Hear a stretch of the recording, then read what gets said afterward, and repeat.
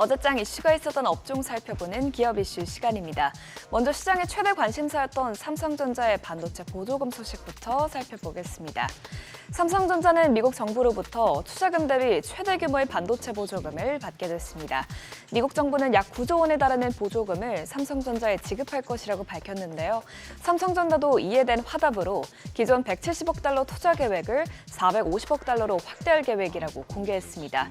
투자 계획에는 새로운 반도체 공장 건설과 패키징 시설과 함께 최첨단 R&D 시설까지 포함되어 있어 삼성은 미국 본토에서 생산부터 패키징 그리고 기술 개발까지 모두 가능한 원스톱 서비스를 구축할 것이라고 합니다.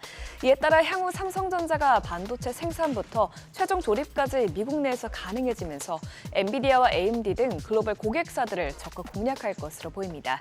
미국 고객사 역시 근접 지역에서 자사 제품이 만들어지길 원하기 때문에 미국 팹립스의 일부 물량이 삼성전자로 넘어올 가능성을 또 높일 것으로 분석됩니다.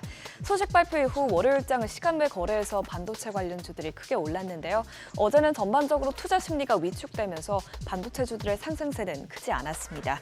마이크로투나노가 4.54% 올랐고요. 테스는 삼성전자의 챌린저 CT 제품을 공급한다는 소식에 3.14% 뛰었습니다. 이어서 사피엔 반도체와 윈팩이 2%대 상승했습니다. 최근 테슬라가 자율주행 기술 개발에 집중 투자하고 있다는 소식이 나왔는데요. 국내에서도 자율주행 상용화 속도가 빨라질 것으로 보입니다.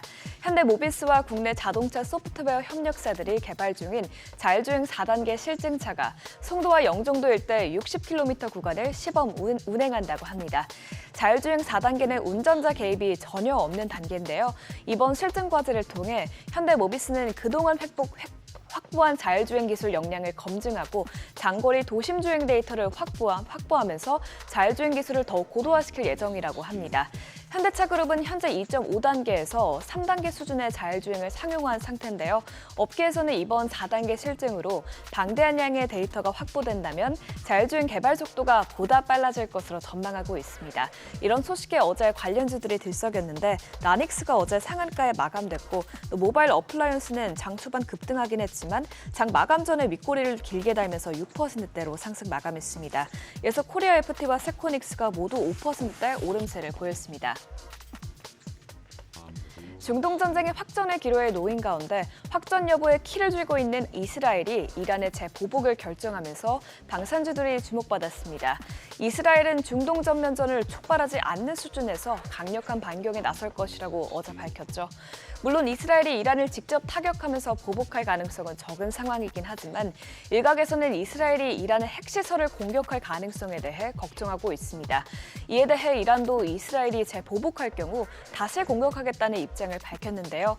이란 측은 이스라엘이 자국의 이익에 반하는 어떤 작은 행위라도 가할 시에 고통스러운 대응을 하겠다면서 중동 전운이 점점 더 짙어지고 있습니다.